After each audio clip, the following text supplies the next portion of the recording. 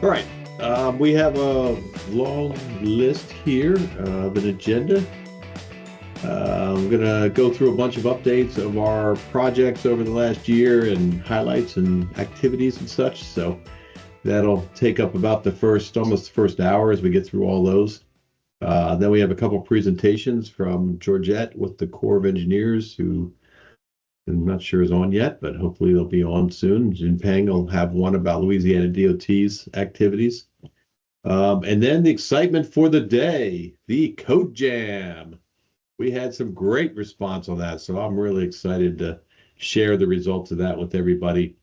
And then hopefully we'll have another 10 or 15 minutes at the end to recap everything or ask questions or figure out what we want to do on the next call. So with that said, Kay, are you on the line? I am. Awesome. You want to give us a recap of the DIGGS workshop or class? Yes. We got to when we finally got to host it, since we had snow. The blizzard of Alabama. The blizzard of Alabama that we don't normally have here in Alabama. But so we had to postpone it today. But it was a great class. I polled our ALDOT employees to get some feedback. I did not get a chance to quiz our consultants. We had a mix in the class of a bunch of ALDOT engineers, and then also had all of our consultants that could come up and participate as well. It was a really informative class. Some of the comments that we got, that they found an understanding of why it is necessary to share the data across platforms, why there is a need for DIGGS, and that they could see the reason that it could save time and money for everyone, and particularly when using the ability to use historical data and be able to pull in drill data or lab data from previous projects, that they were really excited about that capability. The class helped them to understand the difference between the attributes of data and the elements of the data and how the different programs call the data for use. One of the things that they did request is maybe we start doing a real world example to be added. And something I got to thinking about was maybe we could take an older Gantt file from like a previous bridge site and then show how having converted that file through DIGGS, it could be pulled into some other program, like when you're coming back to replace the bridge or something, that sort of thing. But the other thing that they said is they did see the need for a rigorous data management system, and I think some of the consultants had a real good program. We here at ALDOT have got to work on our workflow a little bit, but that they could see how you needed a dedicated team to help ensure that it's set up correctly and designed the duties for each of those team members. But that once it's set up, they could also see how DIGGS would be an easy addition to the workflow to make the use of the data available for future, and that you could seamlessly integrate it into your workflow. So overall, that we would highly recommend the course. Awesome. Thank you. Helen Robinson, are you on at all? I don't see her on there. All right, so Helen and GEI were the lead developers of that course. I just wanted to see if she had any other comments. But yeah, it was fun. Enjoyed it, Kay. Hopefully we'll get that thing finalized and roll it out to everybody here before too long. Sounds great. Awesome. All right, we go to the next slide. Beverly, are you ready to rock and roll? Oh, I don't know about that. I'll give it my best shot. Sarah is usually in charge of this, so I'm sort of in for her. She's attending a leadership training. But in regard to DIGGS, I mean, you can see there our central office geotechnical section of PennDOT is working towards developing an in-house geotechnical management system. We're calling it our GMS. Will act as a single source of truth for all PennDOT geotechnical data from field through as-built phase. So As a part of what we're calling the GINT transition, we're looking to other software vendors to see what they're capable of, and we're looking toward having that, DIGGS format exported, so we can incorporate it into our proposed GMS, our management system. We're hoping to include laboratory test results and have, graphic and report capabilities with whatever the software is, as well as the ability to incorporate that data, and I'm assuming in a DIGGS format, into our database, for long-term use and reporting and so forth, query. We're also looking at, and at this time, collecting various types of field results, whether it be from pile driving, the dynamic or static load tests, information from testing of soil nails, anchors, micropiles, ground improvement information, and we're looking toward measurement while we're drilling. We are not doing that now, but basically we're from our document systems, I guess we call it PPCC, but it's our construction document management type of process. We're starting to get notifications for those different reports that are available in construction, and we're collecting those now. Most of them are PDFs. So we hope to scan those in the future and sort of glean that data. We're not at that point yet, but we want to be there in the future and not lose all this, valuable historic information that, quite frankly, we only started collecting in a digital format in about 2013, 2014. But definitely don't want to lose what we have, and we want to make it very useful moving forward. Awesome. Going digital. Any Doing questions for Beverly?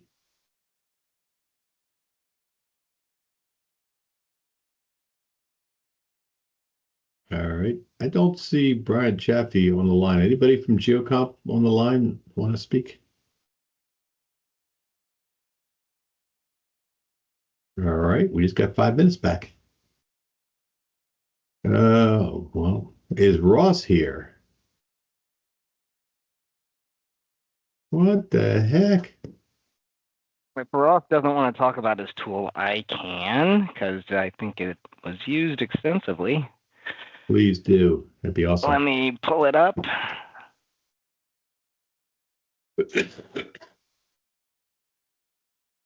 Stop sharing then, let you share.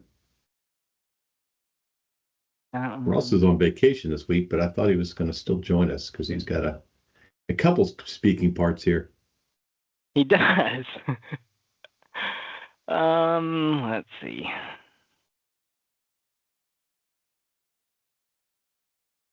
All right, we'll start with this one, and I'll see if I can talk and bring up the other one at the same time. Probably not, because I got to go back to my email, but we'll see. All right, so Ross has built a great tool that was super helpful in the DIGGS Code Jam 2025 because it provided the first web-based XML DIGGS file validator. And so it's particularly nice, although I think it's something I need to reload it because I haven't used it in a while. So let's go ahead and reload that. It allows you to validate your DIGGS files against whatever schema you want, which is nice. So if you're working against the development schema, you can do that. It also works against the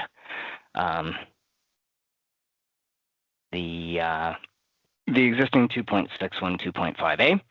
So if you're looking at how can I ensure I'm being compatible with all the different versions of DIGGS, it gives you a nice, cool way to do that, although that's not necessarily something you can do with a single file, but at least with your understanding of how the system works, it is really useful to see what changed between the different versions, and apparently it doesn't want to load. I'm trying to start that one over. New tab or something. I'm going to find the original link. But apparently it just doesn't like it anymore. Maybe he moved it. Has been a few days since I looked at it, but I don't think he's been working this week, though. It's been pretty quiet. Yeah, that's true. It shouldn't be on there. Well, I'll verify it worked because people used it, right? Oh, it was used extensively. Apparently did he send out the link? Do you have the link, Alan?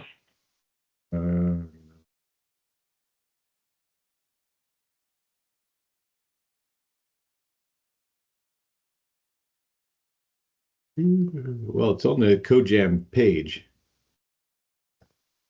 Yeah, do you have that link handy? I don't have that link handy either. Trying to find it. Sure, it's in my email somewhere. The other thing is that he, which is a big improvement from what we had before, is the ability to validate against the code lists. And that's actually what caused some of the delay of getting the file out on whatever the date was, the 24th or something like that. Because there were some code list issues that got added literally at the last minute, and they were causing some issues with the file not validating. So there's two different tools that Ross put together, which at some point Alan or I will find it, hopefully. I'm just going to the Geo-Institute site, see if it's there. Oh, that would be another way to do it, yeah, because that's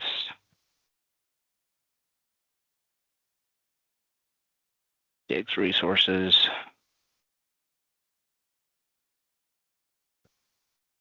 DIGGS tools, there we go. All right, so we have our code list validator here. We have our XML DIGGS structure validator here. So I'll fire up each of these. And then there's even a schematron validator, which I will have to admit I have not used any of those yet because I don't know what rules are in there. But there's 3 different validation tools that are available once they load, assuming they're going to load for me. And helps ensure that everybody's actually producing files correctly. So this is a big, big benefit to all the vendors. I will also mention that Zhenping, I think he'll probably talk about it, but he has also created a web-based tool for that as well that he showed me yesterday. So we've got lots of exciting things going on with those. All right, so there's the schematron rules. You can see what rules there are. You can then drag a file up there and run it. I'll do one. Let's update our code lists, and then we'll go get a file and validate it. All these code lists that we should be using in our files. And let's go to the original DIGGS challenge v3 file. And there we go, validation successful, all codes are valid. I love it when it actually works. Let's find out what happens with the schematron. I have no idea, I've never run it.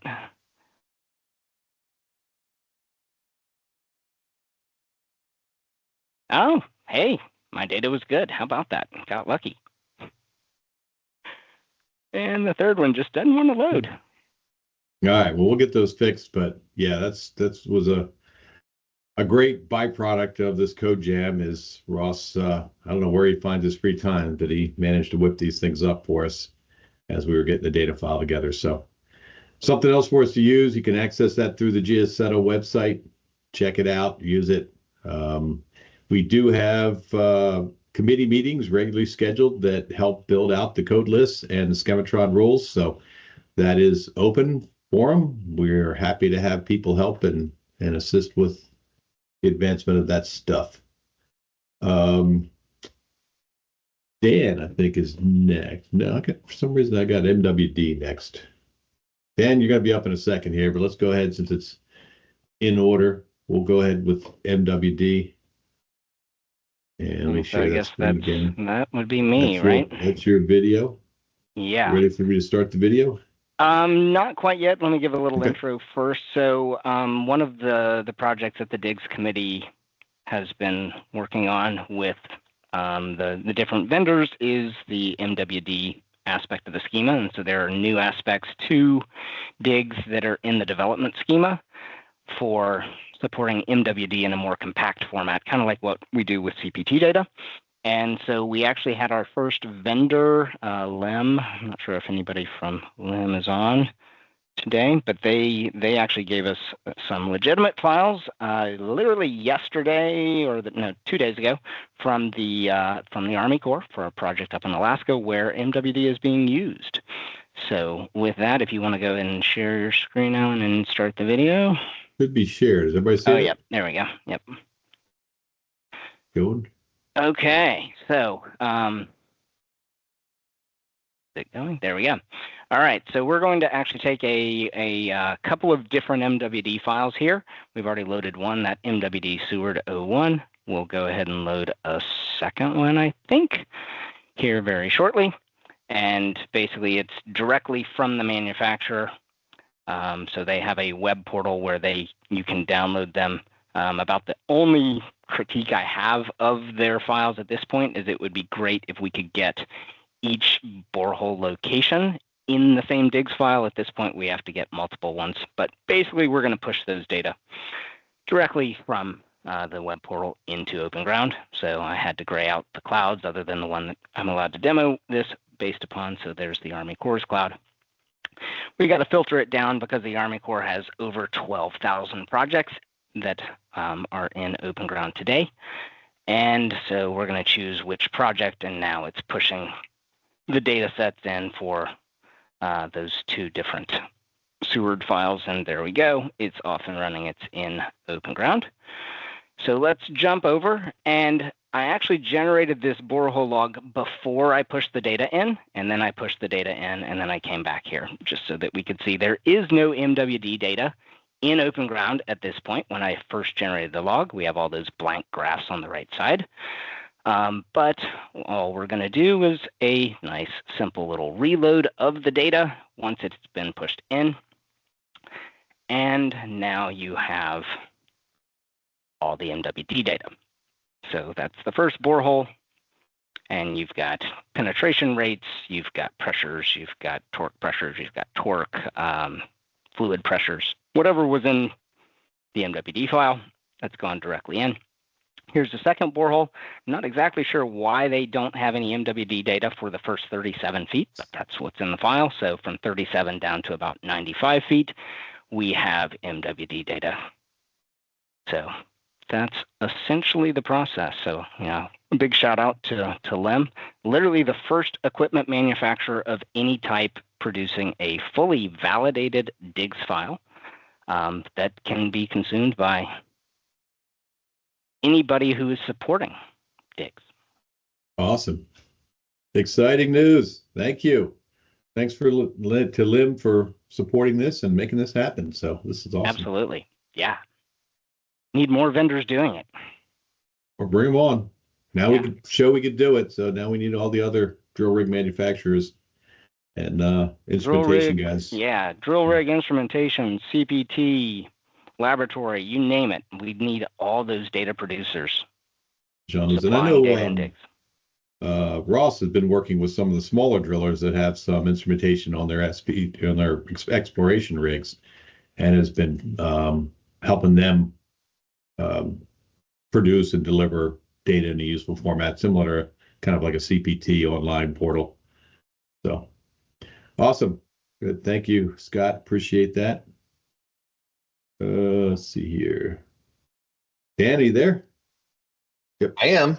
All right. Can you hear me? It's all yours. Yep. We're ready for you. Okay. So you got, all right. So I just want to talk a little bit about the work that was done last year under GI Special Project to extend DIGGS for driven pile data.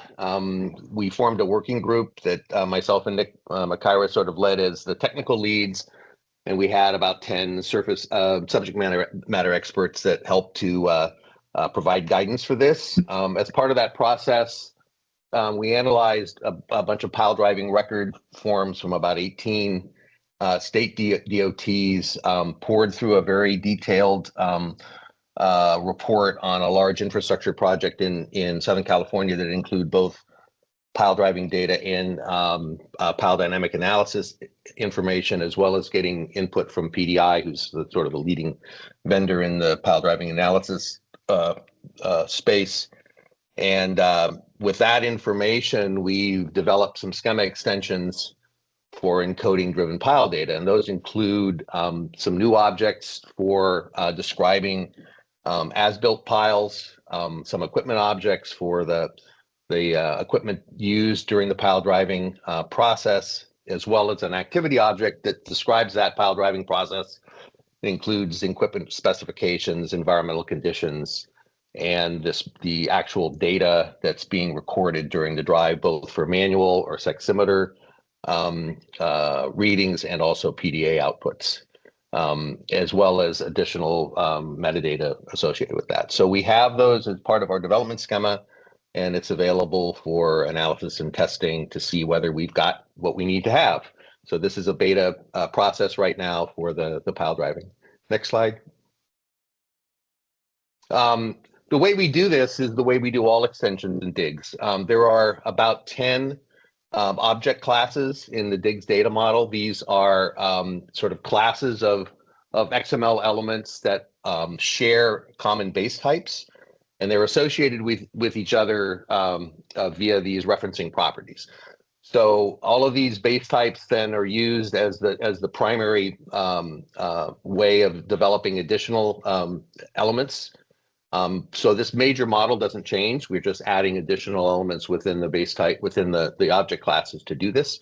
So pile driving, next, go ahead and hit the arrow. Pile driving is a construction activity. So we use this particular process.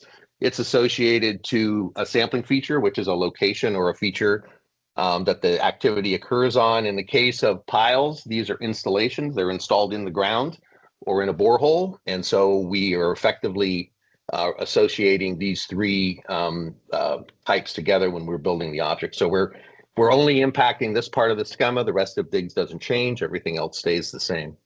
Next. So as far as the piles are concerned, piles are DIGGS installations. So in driven piles, a pile is associated with a sampling feature that already exists. It was developed primarily for CPT and for DMT type installations called the sounding. It's essentially the place in the ground that is associated with a measurement or an activity. And so we have certain geometry properties that we associate with that sounding, namely a reference point and a center line defines its shape and its length. A pile is installed within the sounding, and it's a similar type of sampling feature, and it has as well a reference point and a center line associated with it, plus additional properties associated with the pile. So we develop an abstract type for the piles, and we've got 4 different types of driven pile types that we support that extend from that: the concrete piles, steel H pile, and timber piles. The reason that there are these 2 is that we reference locations based on these reference points and center lines. And so if you're looking at where the pile tip is located during a driving process, that's associated with the soundings reference point and center line. Whereas locations of, say, splices or instrument locations on the pile are associated with the pile's reference point. So those we have to separate those 2, and that's why there are these 2 separate pieces. Next. So this is the overall structure. All the stuff in blue are the objects that were created new for the extensions. On the right side, we've got this abstract pile object, which is the base type for the 4 concrete piles that we've developed. Each of those concrete pile types have pile-specific properties, primarily referencing their materials and their specific shapes, where splices occur and the like. On the right side is the pile driving activity object, and it includes a couple of component objects. Equipment objects for the pile cap, the pile drive hammer, and the cushions. And then the 2 guys down at the bottom are where all the drive data occur. We have 2 objects, one for sort of manual pile driving records and the other one's for the PDA records. So these hold the actual data itself, and they're all associated with the pile driving activity. Generally, there's 1 activity per pile, but there could be more than 1 drive record per activity, depending on whether you're doing both PDA and manual or whether you're stopping and changing equipment as part of the pile driving process. These types of variations can all be accommodated with the schema. Next. We do the pile driving record in using what we call compact encoding. We handle the same pile drive records the same way we do for any other measurement type or for CPT. So the pile tip locations are all stored in a position list within that locate all the different places where the pile drive where we're taking measurements and the specific pile drive locations. The next chunk is telling the system what properties we're recording. In this case, I've only showed the first one, which is the blow count numbers. The code space piece, that big long URL that's in there, is pointing to a codeless dictionary. It's that define the type of pile properties that are allowable for the pile driving processes. I think if you hit the button again, you'll get a picture of what that code list looks like. Yeah, this is if you go online to that URL, you'll find the different codes that are available for recording. So the blow number, which is the one that was on that example, is highlighted here. There's something like 35 or so pile driving properties have been identified so far and that are in the dictionary. Next. And then finally, the actual values are recorded for those properties. They're comma separated values. Each line references back to a particular pile tip location. So this is a way of compactly recording, hundreds or thousands of different measurements that are being taken down the pile or down hole as the pile is being driven. Next. So the key features of this is that we've developed this common data format for recording pile drive data and PDA dynamic records. We've defined some controlled vocabularies through our dictionary that also allows local usage because we have a controlled vocabulary for the class, but somebody can call a property their own name if they want to, as long as it's associated to the controlled vocabulary. These are assigned to standard property definitions, so there's no question about what it is you're recording. We've also integrated both manual records and PDA measurements within a single activity record, as well as the equipment specifications associated with those drive records are all contained within that one object in DIGGS. Next. So finally, we're available for people to start to look at this and to begin to work with it with their own data. The schema itself is in our GitHub repository and the schema dev in the development repository. It's all of the specific information's in a single piling schema file called piling XSD. The property dictionary, which I showed you the picture of, is also online, as is an extension report, which is kind of an extended version of what I just told you, and our documentation repository, and the full schema documentation is built into the development schema for the latest stuff. This is only for driven piles. There's still a lot more work that can and should be done for piles, including pre-installation design specifications, cast and place piles, vibratory installations, and post-installation testing. None of that is included in this current extension, but we're on our way. So that's it, Alan. Awesome. Thank you, Dan. Any questions for Dan? Nick, you were involved in this. Do you have anything else to say or anything else to add to it? Yes, so I have been developing a tool that is not just for the deep foundations. It actually includes other creation of other DIGGS files too. And that's also part of the course that you talked about in the beginning, the NHI course. So this has been pretty good. I think it's going to be pretty helpful. And maybe next meeting when we have more time, I can do a demo and I can show you how that works. All right. Okay, you had a question? Yeah. Okay. When you say post-installation testing, are you just talking about, so if we do like dynamic restrikes or anything like that, that's not included right now? That's correct. Those are separate measurements that would be added later. So this is just for the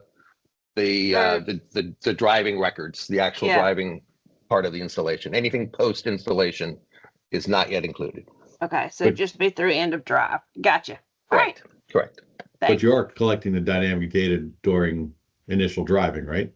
Correct. Yeah. So all the PDA data, all the energy measurements that are taken during drive, that's all accommodated in the schema. But once you do the BORs and post strike type stuff, that's not included. Gotcha. Thank you. Not a big lift. The other comment on that is last year, as part of one of the vendor support efforts, PDI actually modified their recent version to be able to read DIGGS files directly into the WEAP program. So if you're doing a WEAP analysis, you can now pull your DIGGS data in and let that help you create the stratification. I don't know if we have anybody from PDI on the call. Yep. All right. And Ross is up next again. As part of the vendor support this year, we did want to integrate or demonstrate reading piezometer data. So we did complete that late in the year. I think we talked about it briefly on one of the calls, but we do have an example of that. I think that's posted on GitHub as well. So the script and everything that's there to read, demonstrate how to format piezometer data, basically any kind of instrument, just about any kind of instrumentation data could follow that format. And I think he created an output report or two just as an example of how to read and write the data. So if you have any interest in that, please take a look at GitHub. It's out there, shared for the world to use. Let's see here. Brad, you shared something. That's just the main GitHub. Oh, that's the DIGGS challenge page. Okay. When you guys were asking about it, I popped that in there. All right. So that's been the activities for last year. This year we do have the continued vendor support effort that's going to go on. That's the GI Special Project Committee funded effort. We appreciate GI for continuing that support. Anybody have any questions on the summaries of all the past activities?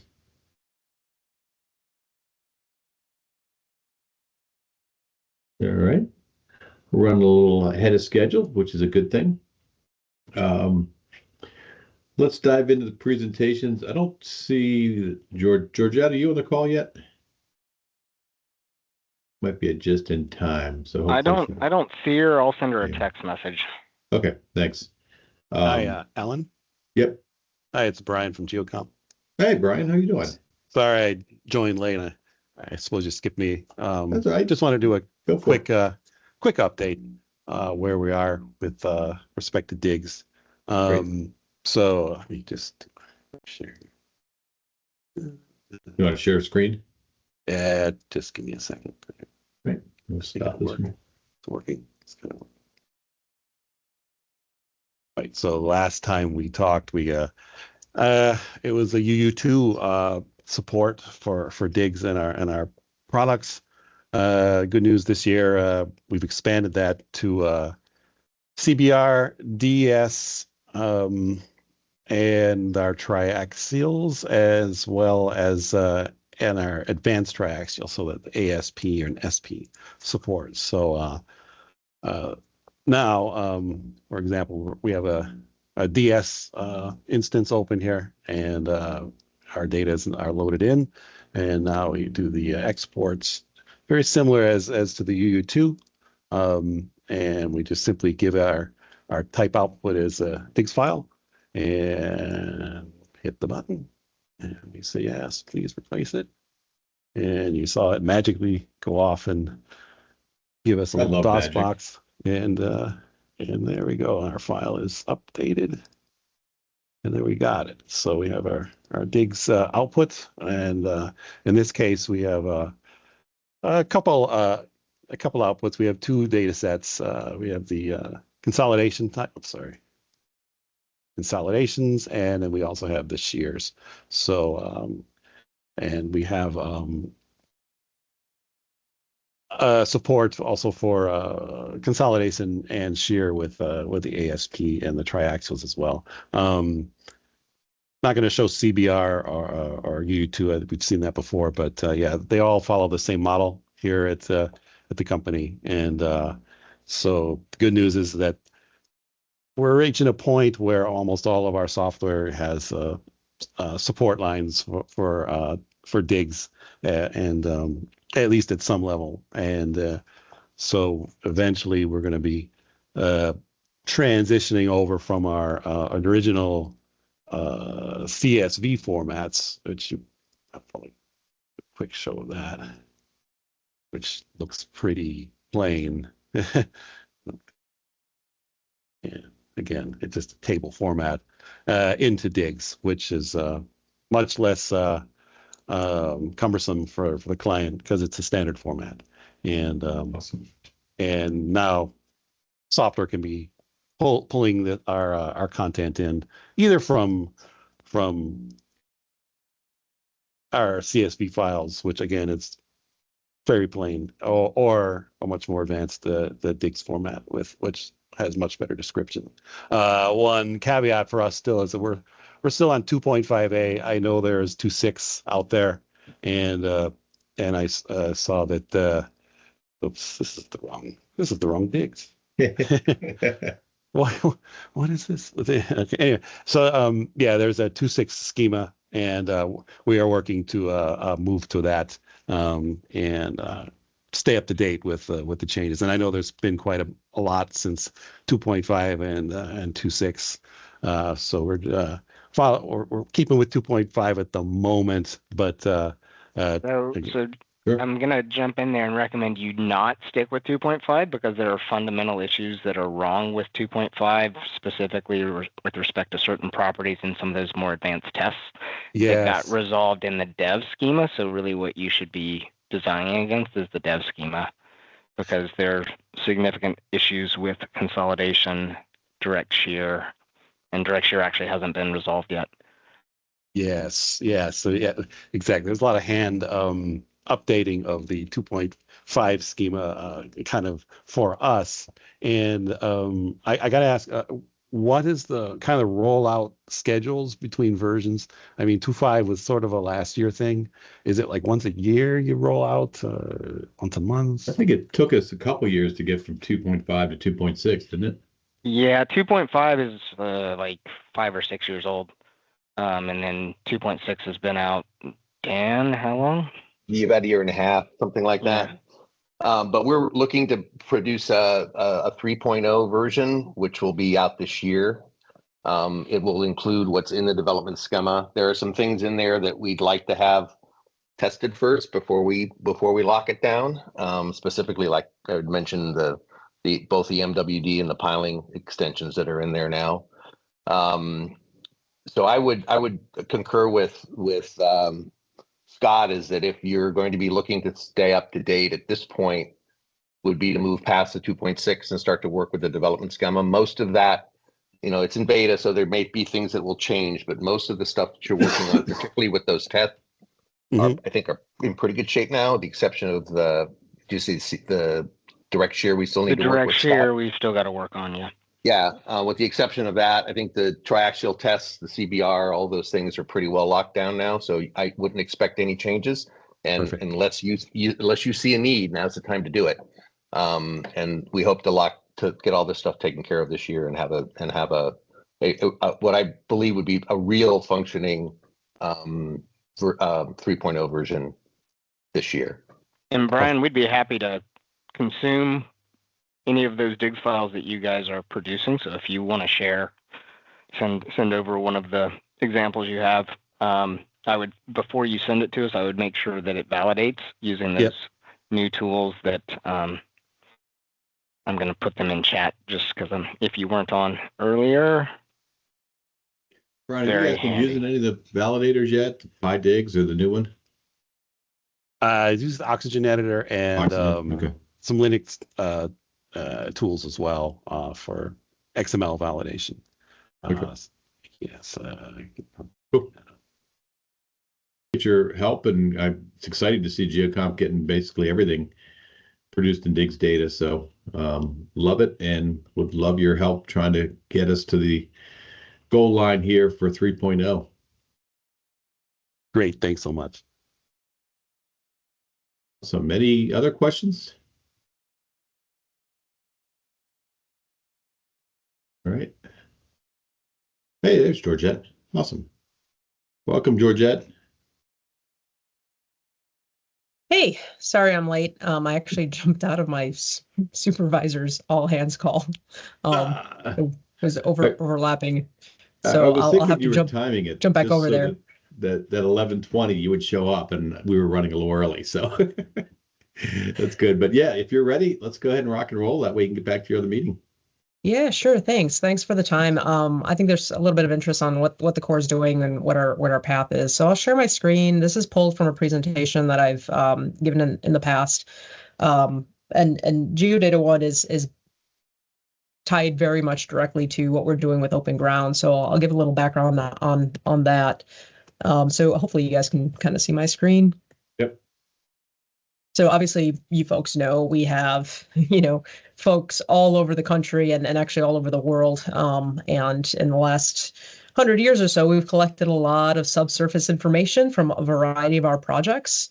And I think you all know, these come in different forms, different formats, and all our different districts were using different forms and formats to collect and store this data. So readily accessing them to do our design analysis and evaluation was cumbersome, and especially with sharing workload across districts and trying to share data with contractors, it was becoming problematic. And so we asked ourselves, okay, we have a variety of these projects. How can we readily access the data? How can we more effectively use it? This is still some of our offices, unfortunately, but the idea is replacing this with this, right? We want to be able to visualize our data and communicate well with others and be able to share that information more effectively.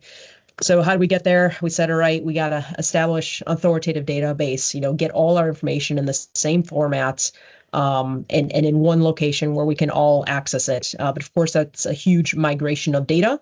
I know Scott Deaton's on the call. We couldn't do it alone. So we hired data forensics to help migrate a lot of that data over, provide a lot of training and support to our staff on, hey, how do we use our new cloud database, which is Open Ground?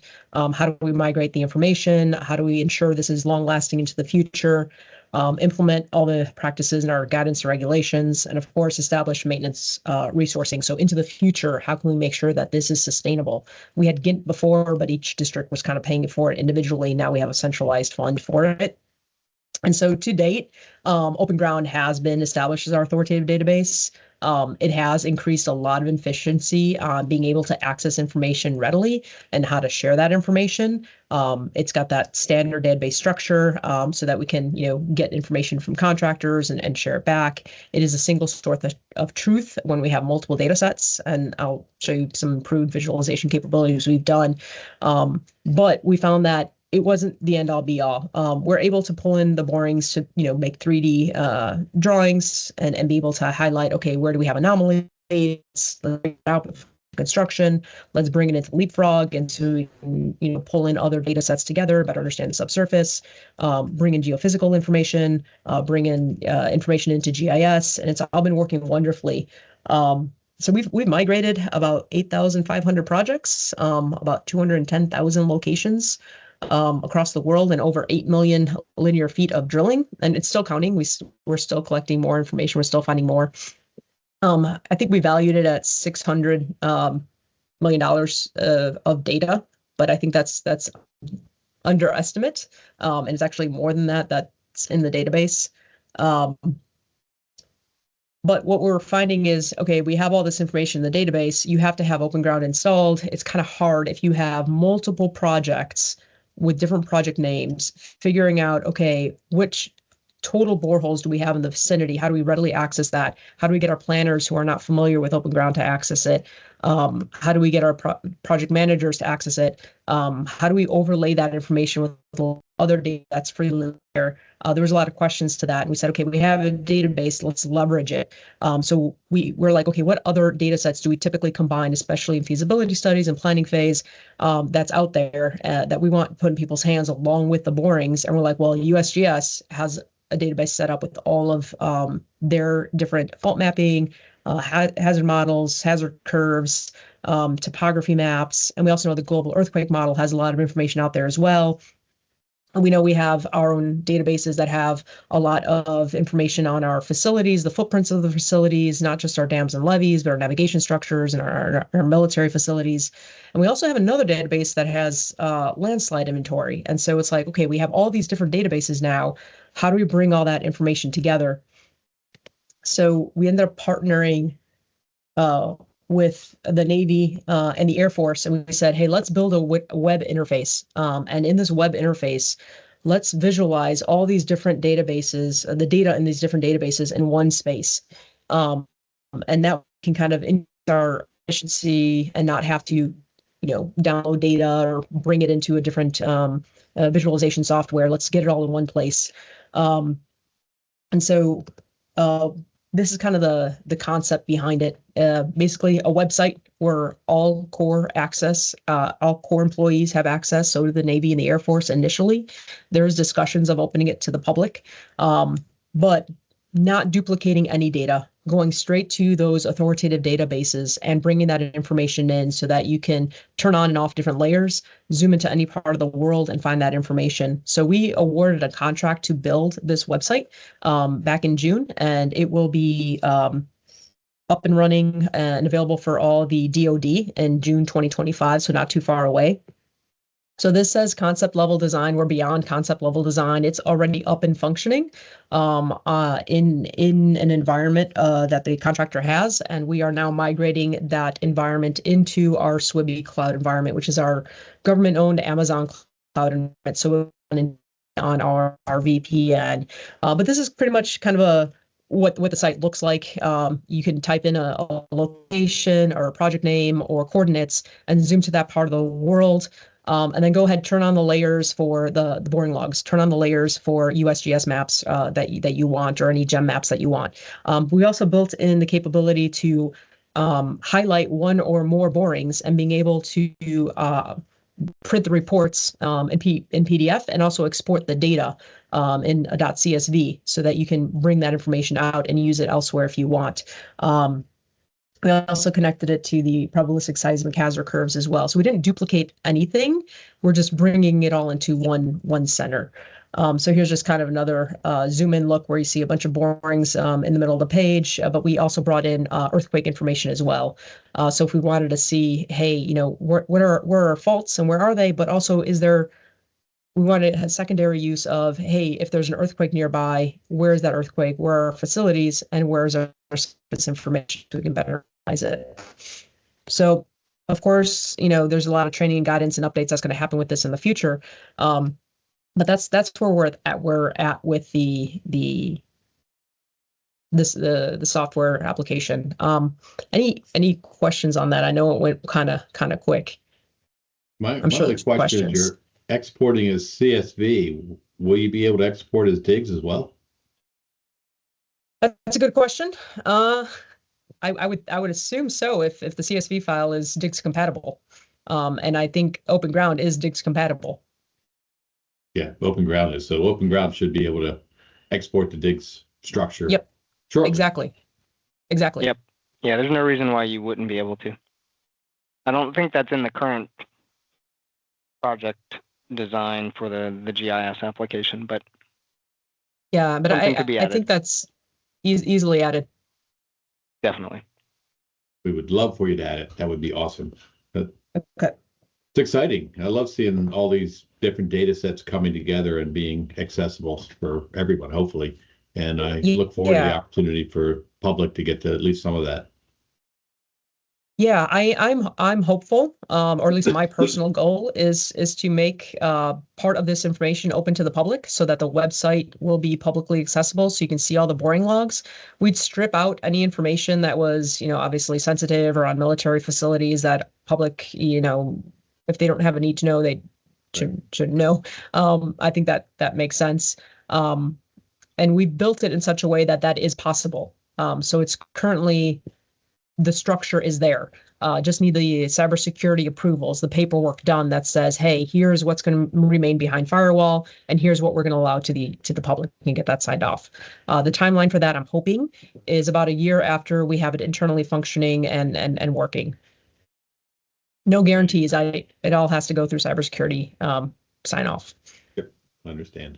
So exciting. Looking forward to it. And thank you for your time. Appreciate you joining us. And sorry I need to off, but you can imagine all the executive orders and our run to implement as expeditiously as we can. Sounds great. Well, don't work too hard. Thank you. Yep. Yeah, I saw there was a question. I can answer it real quick. Curious if you captured some paper-only historic data or if you did only electronic files, both. Both. Where we could take something that was in paper form and migrate it into digital format, we did. But there's a lot of projects that there's just not enough funding there right now to convert it from paper into digital. So we put the project location in there, and so the project is there. So when you click on it, the PDF file is there. Ultimately, we'd want all of our PDF versions of data digitized, but that will be done over time as we return to those projects for periodic inspections and where there's funding available for those projects. Okay, I hope that answered your question, and feel free to send me an email with other questions, folks. Thanks, Georgette. Have a great day. You too. Bye. All right. So I think next up is Shin. So let me back to sharing this screen. I think I can share my screen. Yep. You want to do it that way? You want to do it this way? Whichever way is better for you. Either, probably I share my screen. Probably it's quicker. Okay. But turn around. Yeah, let me share that.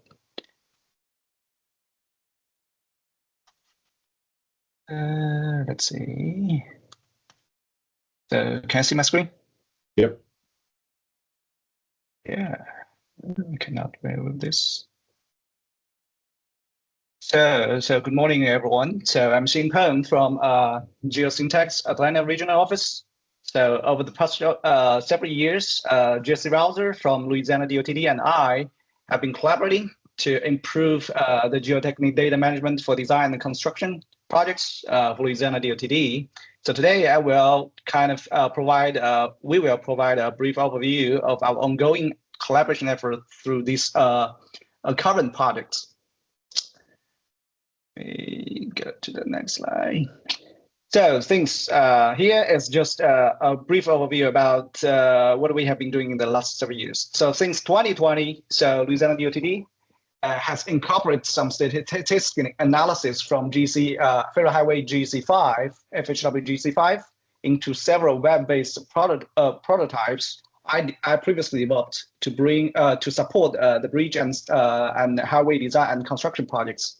And currently, ASCE is updating the IFD specifications to enhance those statistical analysis.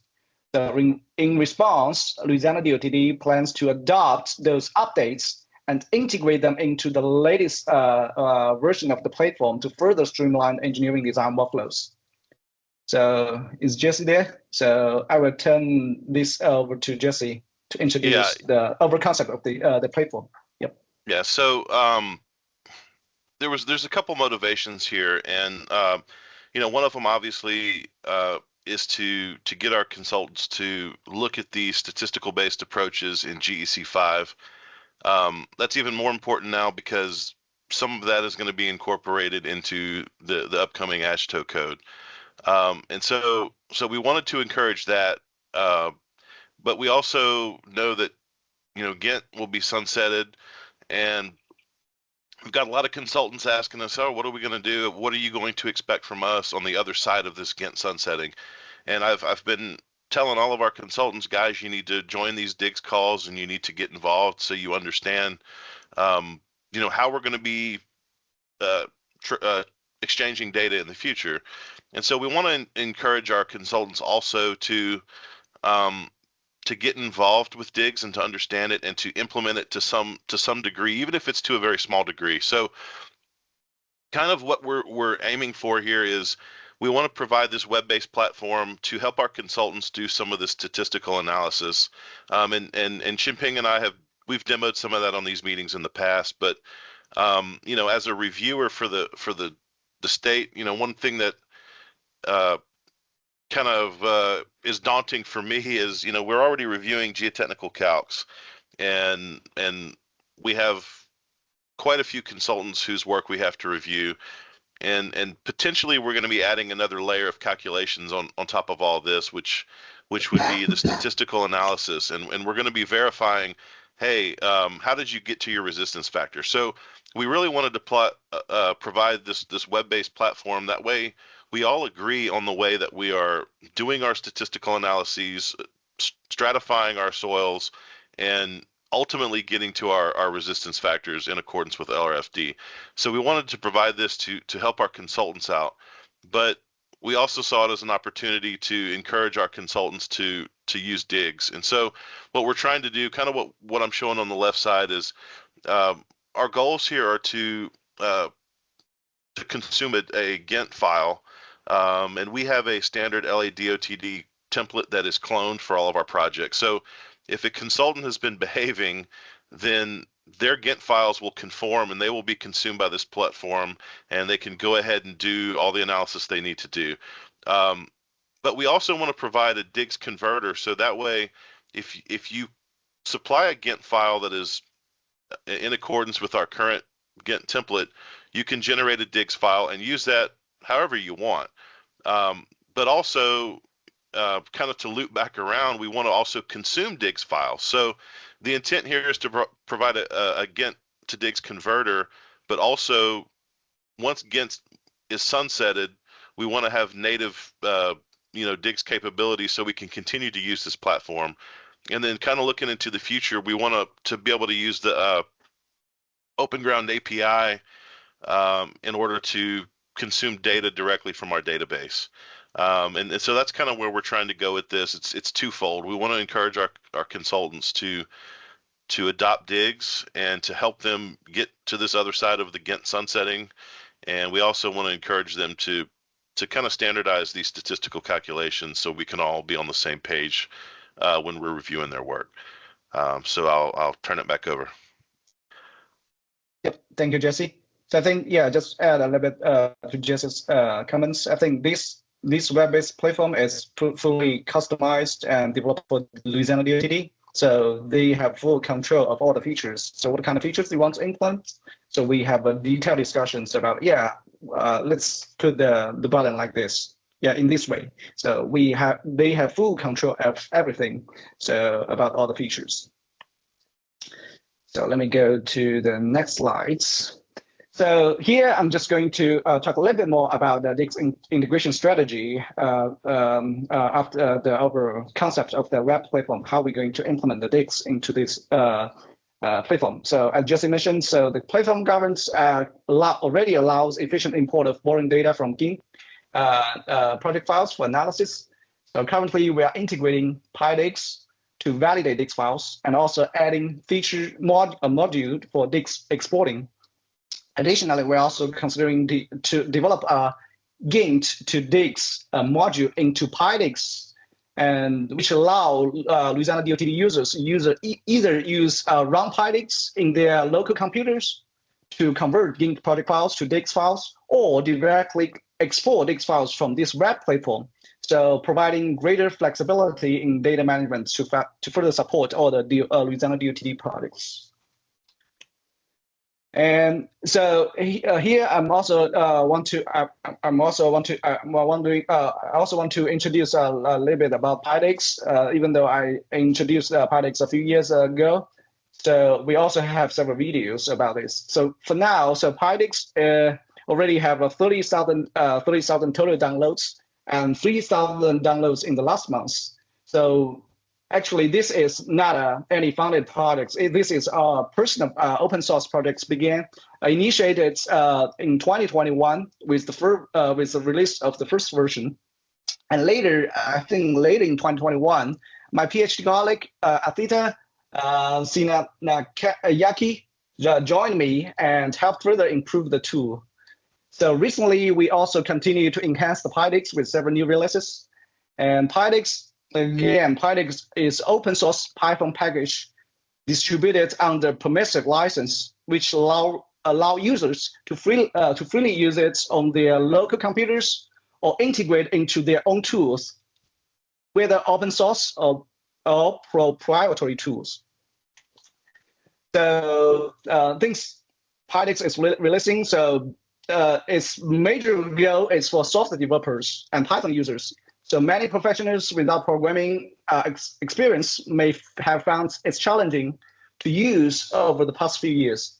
So actually, we had some internal web development, I think, in 2021, but we didn't release that because we're lacking of time to to dedicate our effort on this. But recently, we kind of providing 2 parallel pathways to help all the users better leveraging the power of DIGGS. So first, for software developers and Python users, so they can, like I said, they can run DIGGS directly on their local computers or integrate into their own tools, whether open source or proprietary tools like OpenGround, RS logs, tab logs, Bottom. Any of the tools can use it. So for geo professionals without programming experience, so we also offer a user-friendly web application called DIGGS Explorer, so which allow anyone to quickly validate DIGGS files against any version of DIGGS schemas and dictionaries within seconds. So here are the 2 links. Probably I can quickly demo, so we can share a lot of details in the future. But here, what I can do is quickly share some of the links about DIGGS documentations for those new. So you can, through this documentation, you can learn the exact step how to install DIGGS in your local computers and run DIGGS to validate the DIGGS files against any version of DIGGS schema code lists from the GitHub websites. So it shows how you get started, how to install it, and how to use it. So this page shows everything and how to contribute. Yeah, because it's open source. If you want, you have some free time and you have passion about DIGGS, you can dedicate your time and make contribution on this open source project. And here we only have 2 authors for these projects. We are looking for more contributors on this open source project. And also, like I said, so if you go to the main page of these open source projects, or if you want to go to see all the source code, you can go to here, GitHub. So you see all the source code of DIGGS. And like I said, so if you're not comfortable with Python programming, so we also offer a web application called DIGGS Explorer. So I'm also link the websites, then the link website here.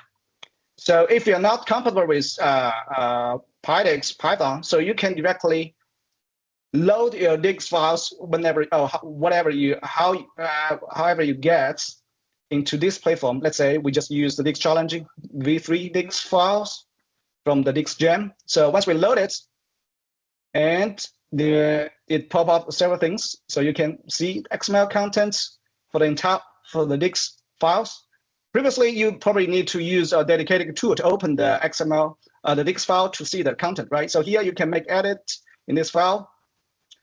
And also with a button click, you can automatically validate everything within this tool. So including syntax, schema validation, and codeless dictionaries. So awesome. Also, yeah, everything in one place. And also, yeah, thank you, Alan. So although if you want to more specific, specify some different versions of schema, different versions of dictionaries. So we have, let's say if I'm using Power properties, all these dictionaries are directly synced from the GitHub page. You can see if you hover the question mark over here, you can see the detailed instruction about what are those options for. And for the specific options, I just select is about Power. So what I can do is I just hover here, I click the button.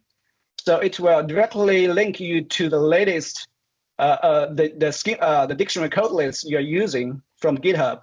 So I think them uploaded this update this 5 months ago. Same thing for all the schemas. Let's say if I want to see development schema, so I just put it here and click here. So if you want to go to the details to find anything about DIGGS, you just come to here and you can find everything. Even for Schematron, I think Ross did a great job to initialize Excel spreadsheets. So I tested a little bit. So he added a bunch of rules, and I successfully convert all those spreadsheets in different schematrons.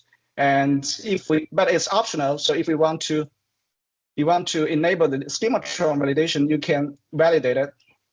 So if I validate again, you see we have dictionary validation error because we're using Power property dictionaries to validate file, but we can expand errors. We found 50 errors. right? So in this error log, we found, oh yeah, these are the dictionaries. We didn't find the correct dictionary class properties in those in that dictionary we specified. Sometimes it will also give you some suggestions about what would be the right dictionary you should use in your DIGGS file to further facilitate your workflow to generate DIGGS files. And for schematron, we also have a report about schematron. Actually, all the rules defined in that Excel spreadsheets haven't been implemented in these DIGGS files. So we didn't check anything through this file, but it's a pass. So you can also download it.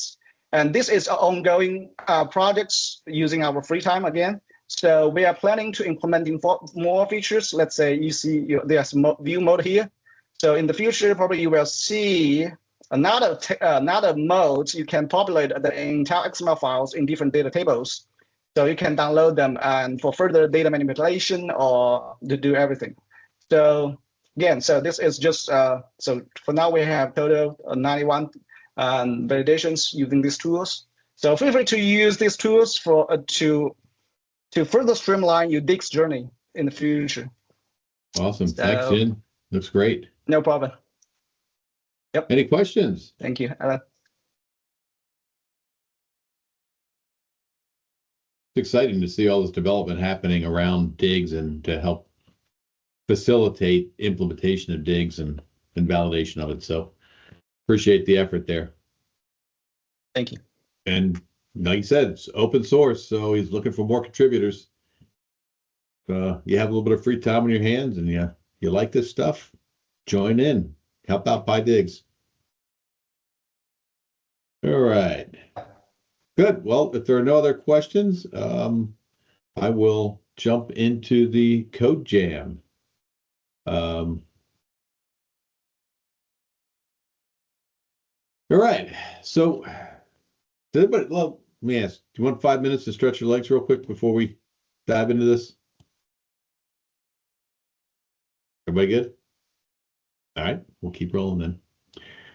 So, Scott, jump in and correct me if I'm wrong, but basically we developed a DIGGS instance file that had a lot of traditional geotechnical data, pretty extensive boring log, a lot of different sampling methods, laboratory test data, and shared that with all the vendors that raised their hand and said they wanted to give it a shot, and a few others, and asked everybody to try to read the file, try to pull out the data and create a borehole log in their own tool. So import the DIGGS file into their tool, create a log, create other kinds of reports that included laboratory test reports, summary tables, and then we asked them if you were able to go ahead and export a DIGGS file out of your tool and send it back to us so we could try to do a complete round trip. We got 7, I think, responses on this thing. Yeah, so in some degree, one form or another. So what I would like to do is let each of the folks that gave this a shot talk a little bit about just a couple minutes here of their experience, what they were able to do or what they learned, kind of experience of going through this process, and then we'll summarize the results and open up the floor for a little more discussion there. But if that's good with everybody, this is in no particular order. I just was scribbling notes of who responded. So let's start with RS Log. Liang, are you available? Yes, I'm here. Good morning, everyone.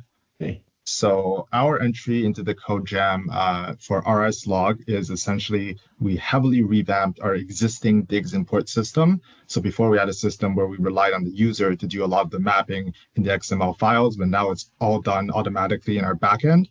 And we also introduced a brand new DIGGS export feature, which exported a DIGGS file. So this was a pretty complicated effort. We learned a lot about DIGGS while doing it. Before this experience, I'm more on the software development side rather than the geotechnical side, so I wasn't very aware of how DIGGS worked. But throughout the challenge, I learned about DIGGS, and now we have a pretty functioning product.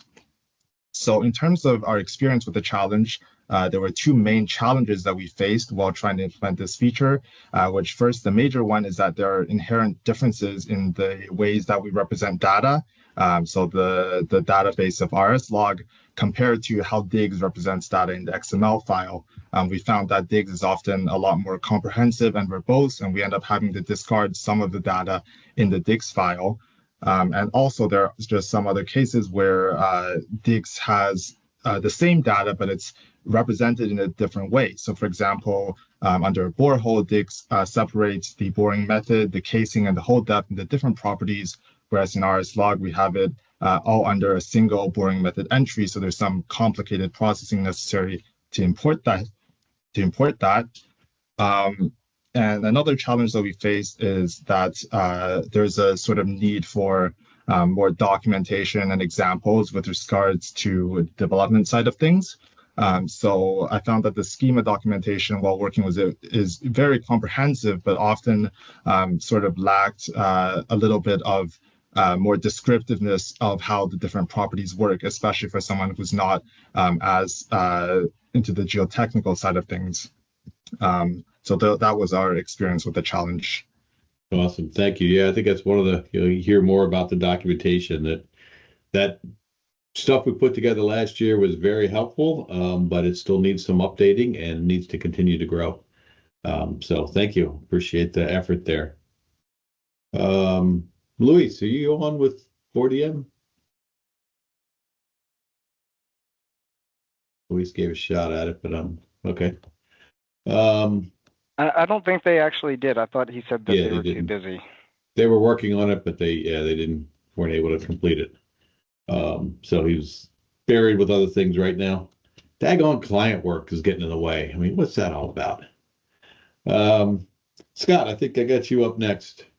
All right. You want me just to roll into your slides there? Yeah. Sure. Okay. All right. So, a lot of lessons learned. This has been nearly a full-time job for a few weeks, I think, responding to all kinds of questions from people. We created a whole variety of different deliverables based on the file that we imported. And so basically we were doing a round trip of the data that we had created. So if you just show a couple of different examples, that well construction diagram, that's something we'll talk about a bit later. So we've got, a bunch of different borehole logs we created because there's a really wide variety of data in the data set. There's geo-environmental data, lab testing data, well construction data with nested wells. So lots of stuff. We had Atterberg limits, so nice typical Casa-Grande plot, grain size curves, Proctor curves, and a massive tabular summary of lots of different properties that were all input in the original DIGGS file. Legend sheets and cross sections, site maps as well. So lots of different things. All of this was in that original DIGGS file. Now, what we identified, some significant issues. When we were creating the file initially, we actually did not include a direct shear test because we found issues with the schema that need to be resolved. And it's like, we don't have time to do that yet. We found that people were having difficulties transmitting coordinate system data, which was not surprising because the documentation and the guidance that the DIGGS committee had was actually old and out of date. And we'll talk about that a bit more later, but that was a big issue. Coordinate systems and people using code lists or not using code lists properly were really limiting some of the data that could actually be consumed back. There are scenarios that I wanted to bring up an issue, which is what caused the initial delay in sending the file out. Was we started using a code list on classification code, but then it wouldn't validate, and so we need guidance that's clear about, are we using the GML ID for what's being stored in the instance document, or are we storing the GML name?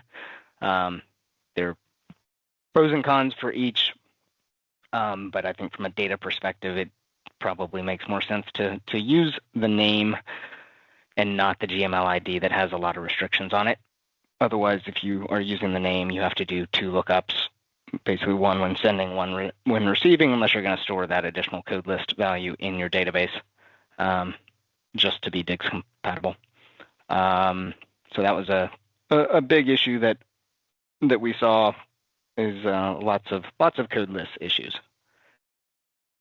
And as part of it, we did also have to do a massive rewrite, and Dan can attest that it actually took multiple rewrites because he was changing the development schema as we were creating the DIGGS challenge file. So there was a lot of work on that side to revamp it to support all the new capabilities that DIGGS has. All right. Thank you. Let's see. Simon, Fablog.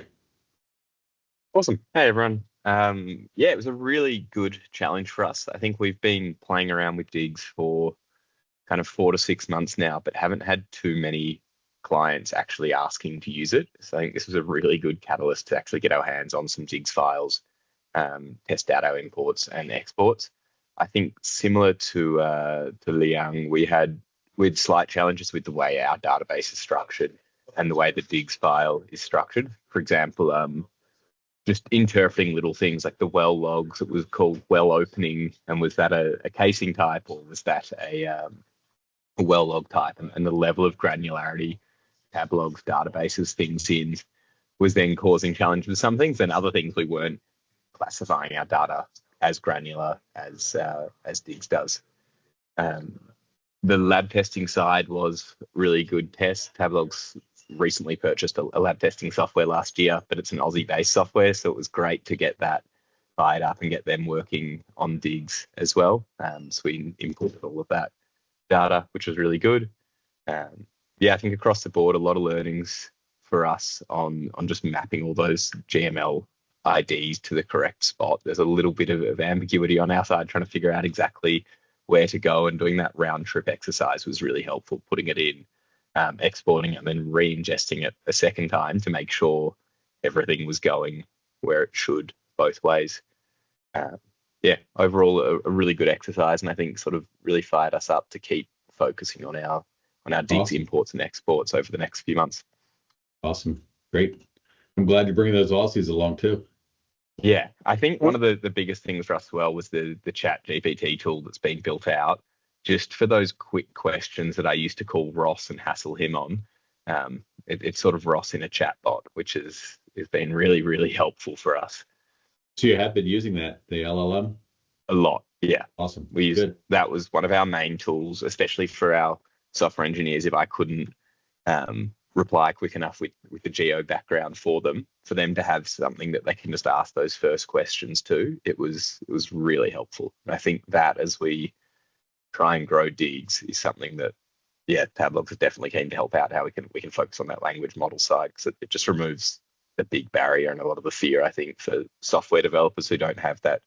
Even though they're working on geo products, DIGGS gets very specific and there's not much margin for error, for misinterpretation. Great. Yeah, if anybody's not familiar with that large language model, take a look at the Geoceta website, and it's under the DIGGS tools there. So please take advantage of that. And a question for you. Yeah.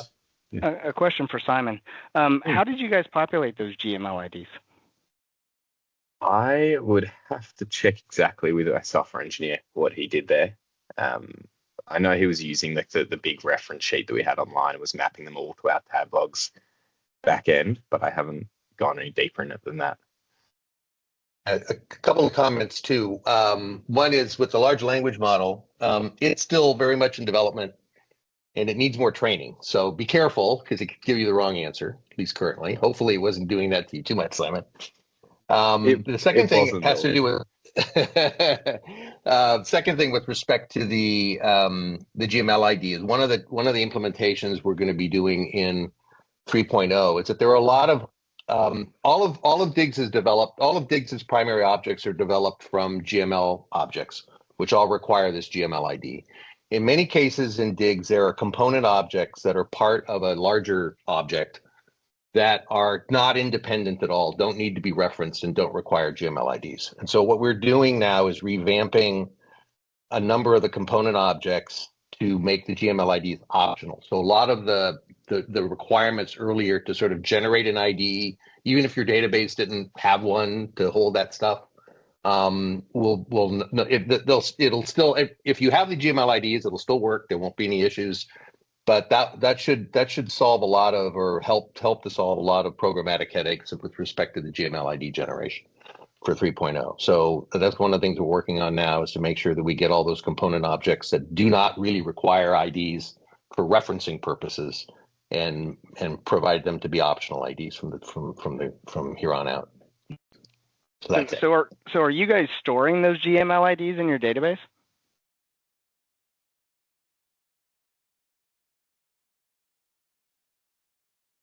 I think that's a question for Simon, not for me. Yeah, for Simon. not for me.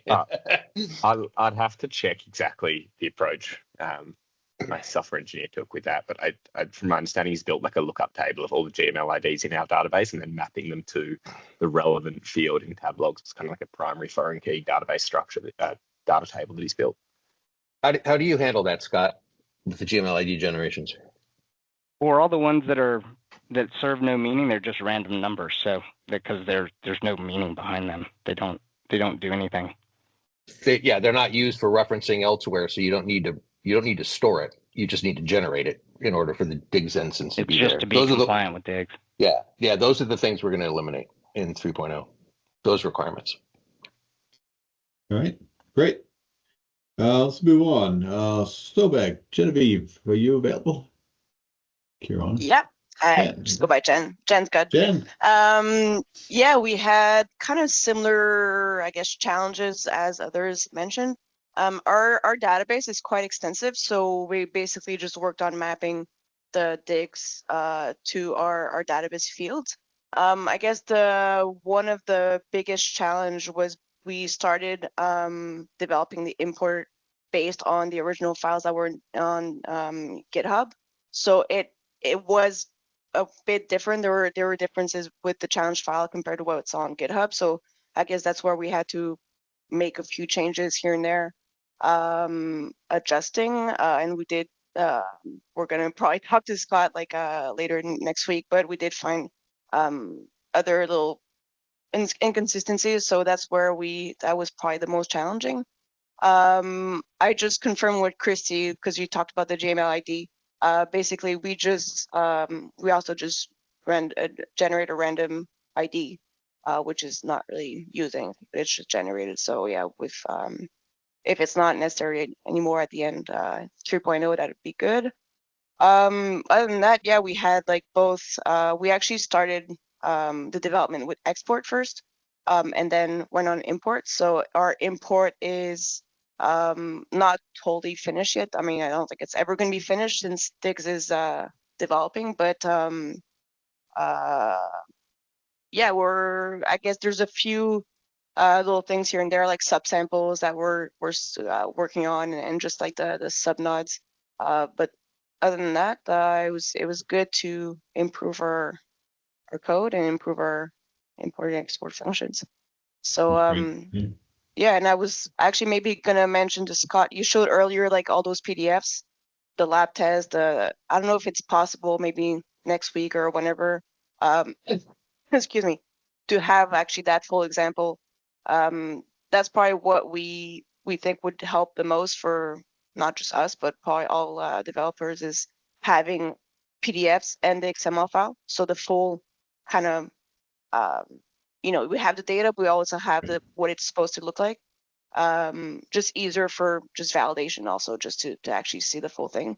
So like in the example, there were two boreholes, but I know. Yeah. You should have access to those, because I think everybody who's in that Google group should have access to all of the responses and all the submissions. I don't think we're in the check Google that. group, though. You're not in that group? I think you're in the group. I'm not sure that everybody sees everybody else's posts. I'm not sure all of it got posted there too. But I think, Scott, yours is there, which would be a lot of the original stuff, right? Yes. Oh, okay. Well, maybe I'll just contact Alan afterwards. Yeah, we'll get it for you. Logging in and see. Yeah. All right. Well, we sent our files there, but I didn't know we had access to the full thing. Okay. So yeah, I'll just contact you afterwards to get access. Yeah, if you don't have access, let us know. We'll get it for you. Okay, perfect. So yeah, that was kind of a overview for us. Thanks, Jen. Appreciate your help in finding some of those little challenges that we had to fix. Asitha, you out there? Didn't see you on the list. Okay. NGI actually was able to read in the data as well and produce some of the outputs. So I'll show you that here in a second. And then Bob Day with Equus. Bob, you out there? Yes, I am here. Hi, guys. Hey. So a lot of my thoughts echo some of the sentiments of Jen and Simon and such. So, but first and foremost, big shout out to Alec Haig and Nicole Sarandine. They did all the heavy lifting. It wasn't me doing the heavy lifting at Ursoft, but they wanted me to really kind of demonstrate our appreciation for the exercise.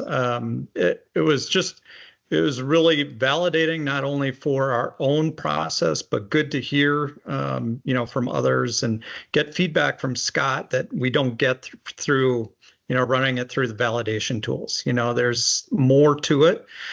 So things like the coordinates and the code lists and things like that, those are things that we will continue to work on. We've had the import-export process built into Equus Geotech for almost a year, but there are absolutely things that we need to continue working on to kind of as DIGGS evolves. So we're greatly appreciative of all that. Some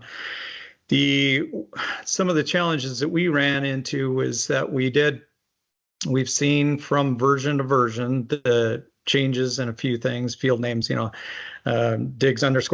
to DIGGS, for the drive sets or whatever that might be. So some of those, making some of those adjustments and keeping in tune with those changes. And so that's really, one of the things that we want to bring back to the group is, even though we see a lot of great documentation, as has been mentioned by others, and appreciate that, just trying to manage in step our own development processes and schedules and balance that with the evolution of DIGGS and the versioning. So, we would look for, improved communications about those changes. And again, I wasn't in these meetings when it went to 2.6 either, so I don't know how that happened, but I just wanted to kind of reiterate that that's important for all of us and to assure that we are all on the same page and providing the same level of, continuity and support for all those clients that are starting to embrace DIGGS. So with that, yeah, we're, similar to Simon, we're advancing our development based on client needs, and that is starting to really blossom. And so we're excited to see that. There are folks like Jesse over at LADOT who speaks about an ambiguous environment of GINT replacement software and vendors. He recognizes that there are a lot of players out in the field now. And so finding a common language for us all to speak is, extremely important for the clients that we serve. So that's all I've got. Hey, thanks, Bob. Appreciate the feedback there. All right. Well, let me roll through the results. I'm going to pitch it back over to Scott when we get into the technical stuff, but just to share with you a little bit of the examples of the results we got back. I think you saw some of this from Scott already. So, we got the full plots and graphs and tables and such that we were looking for there. Rock Science produced a good bit of this information as well. So the round trip from them, or at least them reading the data in, creating a log, data's all there. The table looks great. Plots of the location and such. Earthsoft, Bob, produced the log. Everything looks good there. The graphics. So it's, to me, it was just exciting to see this living up to the goal of DIGGS, is that we're bringing it into 6-7 different platforms here and able to produce, graphs and figures that look differently, but they all have the same data, and we're easily able to exchange the information and allow us to format it in the way that we want. As I mentioned, NGI was able to pull the data in. They did not export anything, but they were able to read a DIGGS file and generate results that we requested. So that worked out well. I just want to add a few things about this NGI stuff. So I think Theta, he used open source tool to generate everything. So let's say if anyone wants to, any Python users, so who can actually generate this without using any commercial software. And also the data tables he didn't share because we are still in the beta testing of the data table. I can share because I export that from the DIGGS web tool.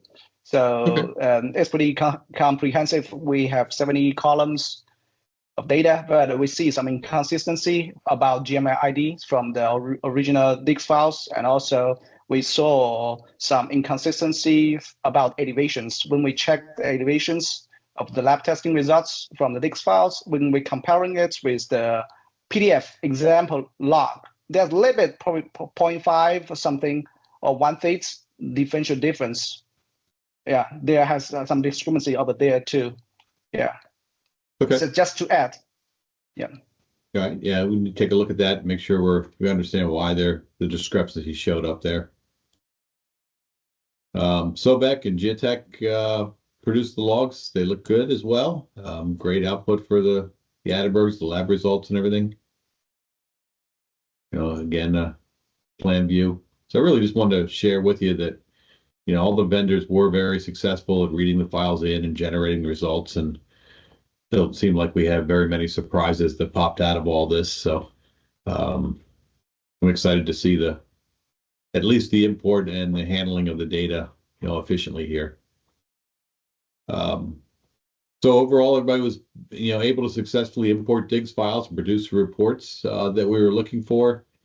We had a few mistakes and a few lessons learned throughout. Some of those we were able to fix in the process, and each of the vendors were able to update their files and kind of get a little step further and everything.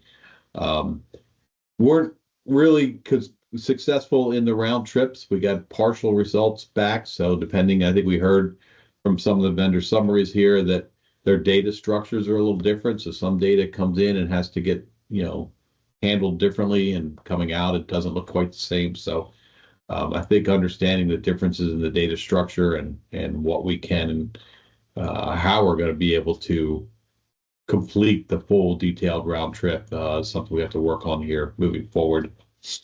There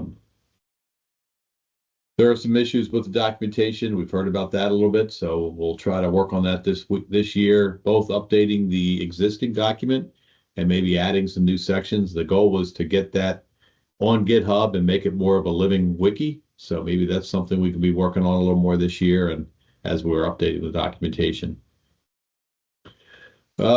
Couple other things I think are really what I'm going to turn it over to Scott to handle these next couple slides. Okay. All right. So basically, this is a summary table of all the different objects that are on the that are in the DIGGS or in the DIGGS instance document that were the source is the first one, and then we have the results from 4 of the vendors that provided validated DIGGS files. The vendor that provided a DIGGS file that was completely invalid was not shown on here because it does not validate against the schema and has thousands of errors.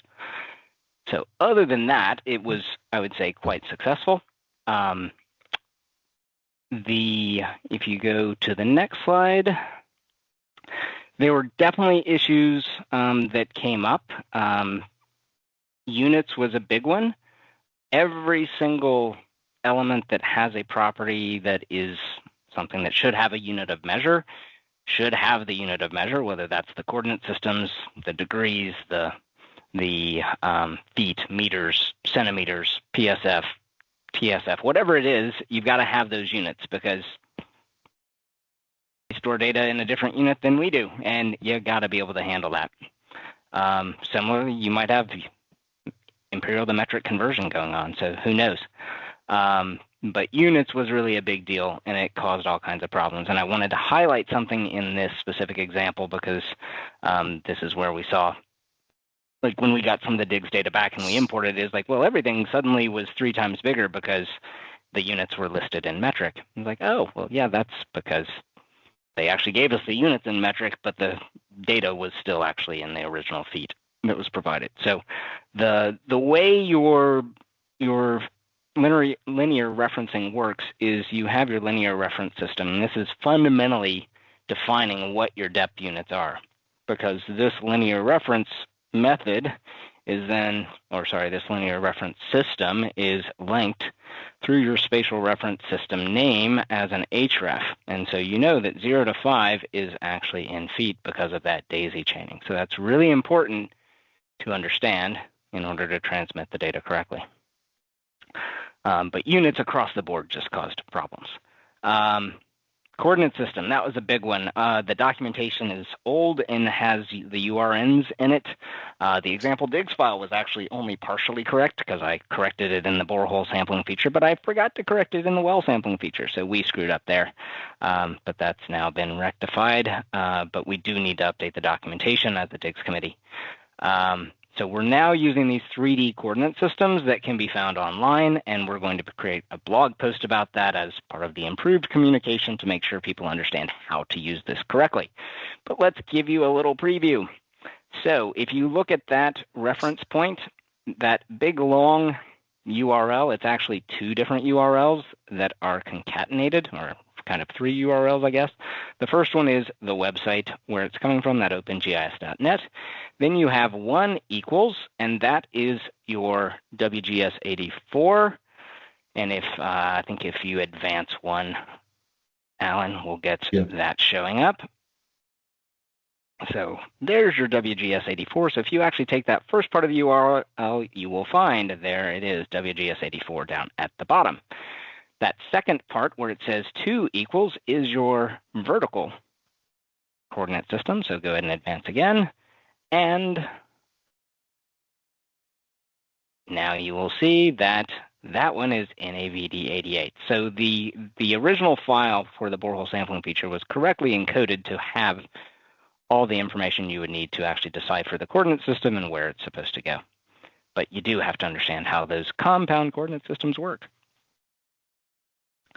Scott, can I just stop go for you 1 second? Yeah, we just want to confirm, based on the fact that it's EPSG 4326, based on the reference, it's supposed to be lat long, if I'm correct, lat long, and then elevation. But we did find in the challenge file that it was often like vice versa, so -84 and then 33. So I'm not sure if, well, probably should be one or the other. It should be one or the other. It should be following what they say, but I think isn't that one that I'm showing there correct? What you're showing is correct. Yeah. It's supposed, 4326 is defined lat long. Okay. And so you've got it correct. In the original challenge file, we were working through these. I picked up that issue, Scott, and I thought you had corrected it everywhere, but maybe there were a few instances where that didn't happen. So again, we're all working through this.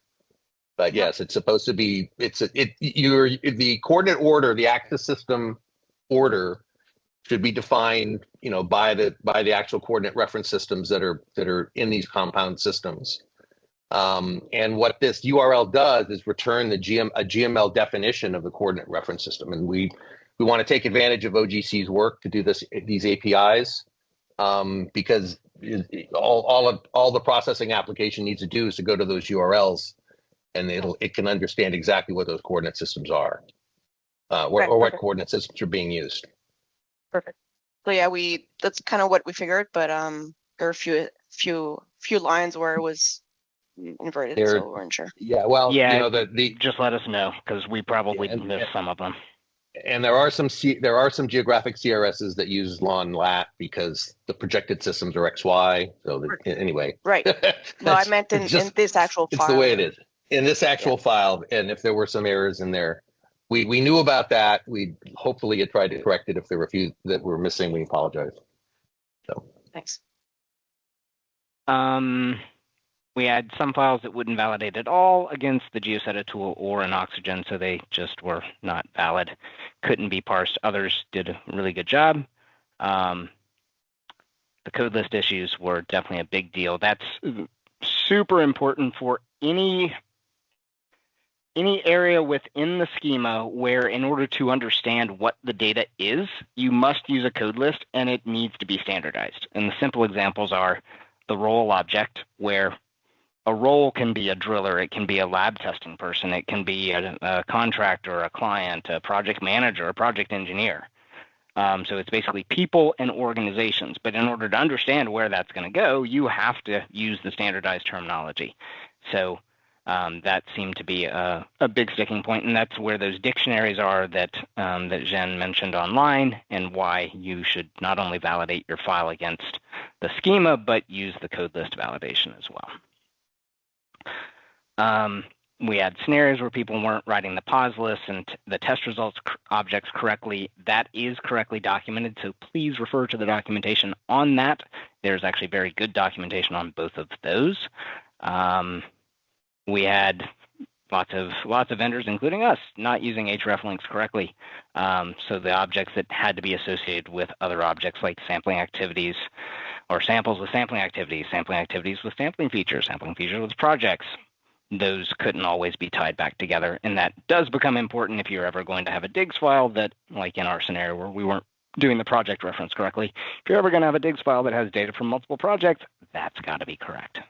But certainly all those others are super critical. Lithology systems. Okay, this is an area where we didn't comply with this in the first place, but I think all the other vendors had issues with it as well. According to the DIGGS committee, my understanding, and Dan, correct me if I'm wrong, the lithology system is meant to represent a single column of data. So it's like your soil descriptions and rock descriptions if you're just doing a simple borehole log. But if you have more than one lithology system, that means you're doing multiple types of interpretation. You're doing maybe an engineering interpretation, or a hydrogeologic interpretation, or a geologic interpretation. And so that causes all kinds of issues. Or you may be doing something like soils described in USC and soils described in AASHTO. Or soils described in USC and soils described in USDA. Those would require, if you're looking at the same material being described as in multiple classification systems, and you want to be able to represent that or store that information, they need to be in separate lithology systems. The distinction between soil and rock can tend to be, it can be done in different lithology systems, but it's simpler oftentimes to go ahead and lump those together into a single system, because you generally tend not to have duplicate interpretations. You don't have an interval that's a rock and also a soil, for example. Those are not things that tend to be complicated. But this is one, the whole issue of how lithology systems are handled and lithology observations are handled requires additional documentation, because people do these sorts of things very differently. And this gets into the issue of aggregation versus granularity.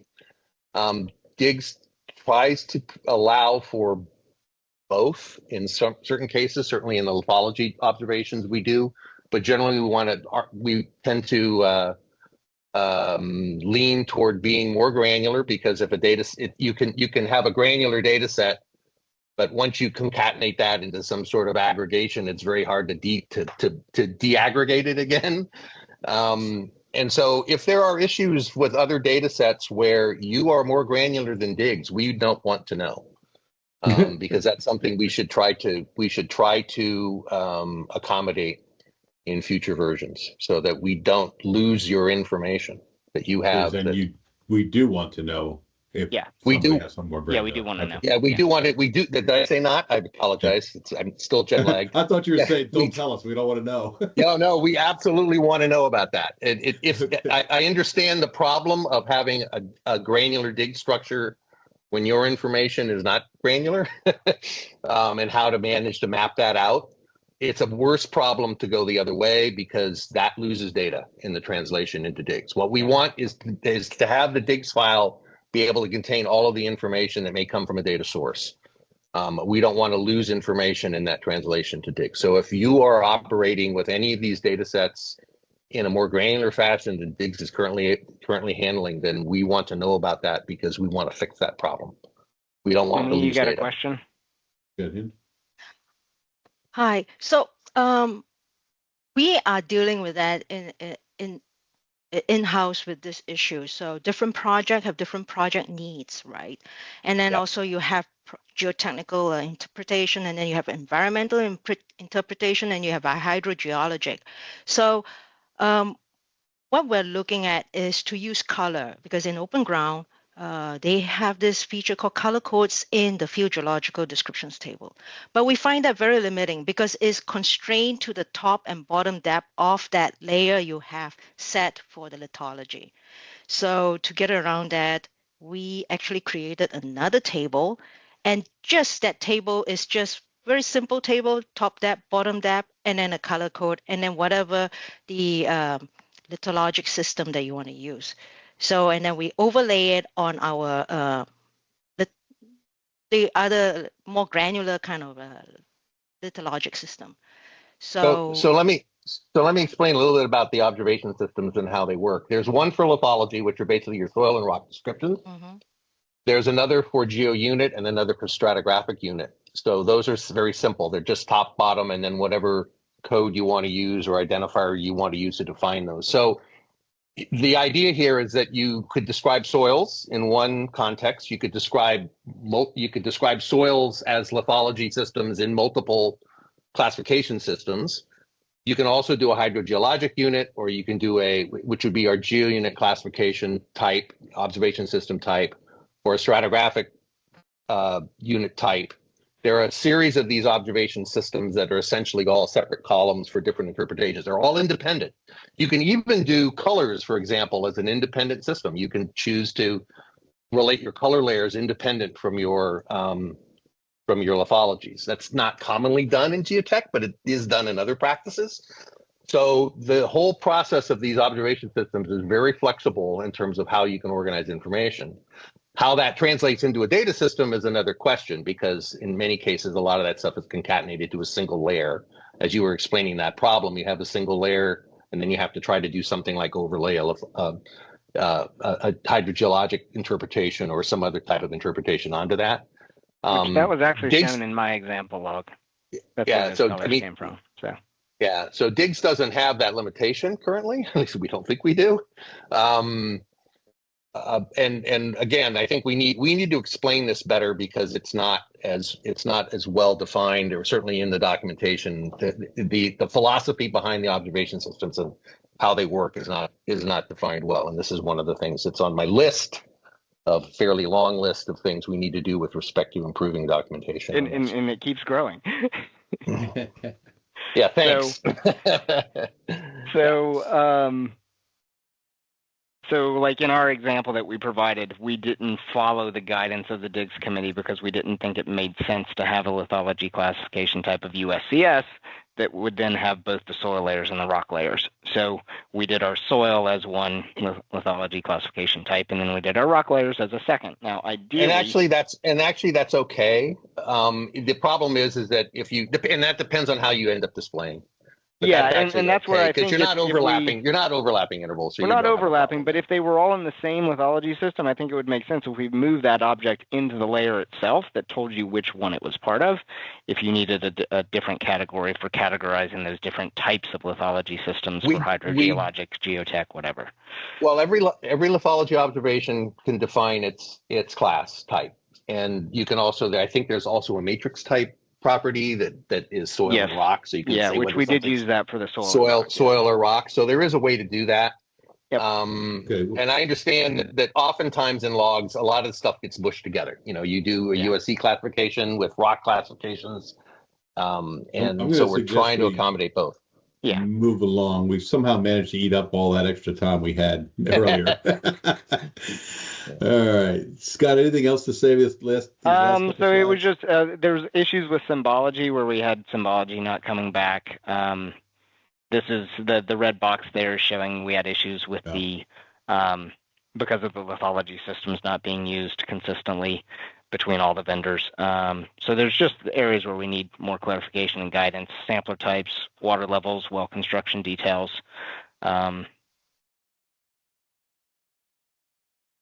So basically, the data on the right is actually a round trip of one of the most complete DIGGS file round trips that we were able to do with RS log. So it was quite good. Awesome. Thanks, everybody. I think it was a great exercise. Hopefully, everybody got a lot out of it. I want to thank Chris Merklin for the idea to do this. Chris, are you on the call? No, if you didn't make it. No. Yeah, I'm on the call. Oh, there you are. Okay. Thank you for the idea. Is this what you were hoping to get out of it? Yeah, this is great. This is exactly the collaboration I was hoping for, and the the pros and cons, the live and learn, and Scott put a lot of time into this, so we appreciate that. So yeah, we definitely like to see progress here, and consuming and producing DIGGS files universally is ideal. I mean, we're not there yet, but I think we've made huge strides in the last year, and I want to thank everybody that participated in this effort. This has been great, and I'm excited to see the results we've gotten so far. So thank you, everybody. All right, any other discussion topics? We have 8 minutes to wrap this up.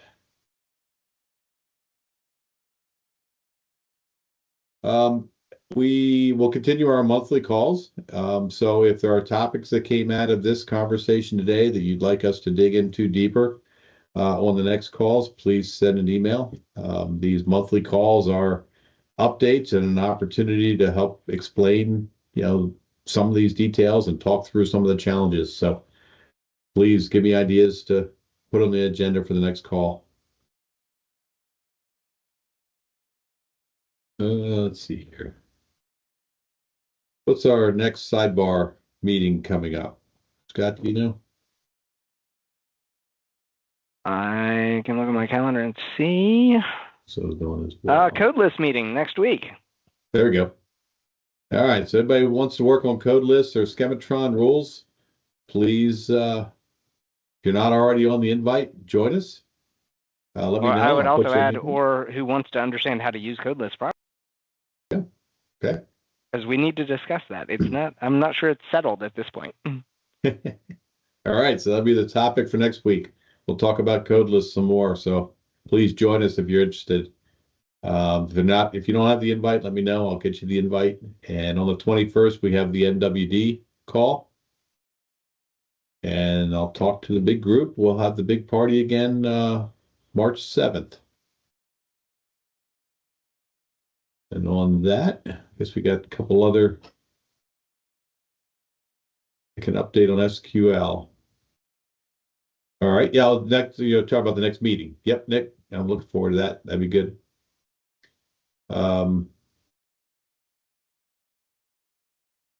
Yes, Justin, we can get you the file if we. There should have been an email that went out a couple weeks ago that had all of the links in it. So, Justin, if you didn't get that or if you don't have it, let me know and I'll make sure you get the access to those files.